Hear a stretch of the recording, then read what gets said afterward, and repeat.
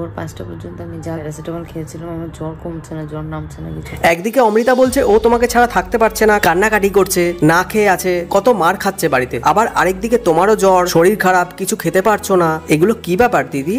মানে ইশক, প্রেম, ভালোবাসা। আমার মনে হয় এবার তোমরা অফিসিয়ালি রেজিস্ট্রি করে বিয়েটা করেই ফেলো, দেখবে সব ঠিক হয়ে গেছে। ফুলসজ্জা হয়নি তো অনেকদিন, তাই শরীরে মরচে পড়ে গেছে দুজনের। বিয়েটা করে জমিয়ে হানিমুনটা সারো, দেখবে শরীরে সব জং ছেড়ে গেছে।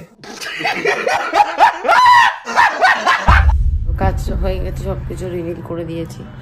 তারপরে ওর ভাবগতিটা আমার ঠিকঠাক লাগছিল না। সত্যি কথা বলতে আমার বাড়ি থেকে আমাকেও বলা হচ্ছিল যে তুমি একটু ওর থেকে দূরে থাকো। আমার বন্ধুদের সামনে এরকম আমার না ভালো লাগে, তানিয়া দিকে ভালোবেসে ফেলছি দি তোমায়। আমার বন্ধু বান্ধবরা বলছে যে ভাই দেখ একটু ঠিকঠাক লাগছে না। হ্যাঁ, এইবার এসো লাইনে। তার মানে এটা সত্যি যে অমৃতা একটা লেসবো, আর সেই ব্যাপারটা তোমাদের এলাকায় প্লাস ওর বাড়ি থেকেও জানে। ভাবগতি যখন ওর ঠিক না, তাহলে ওর হাতে তোমার লেবু দুটো কেন ধরালে তানিয়া?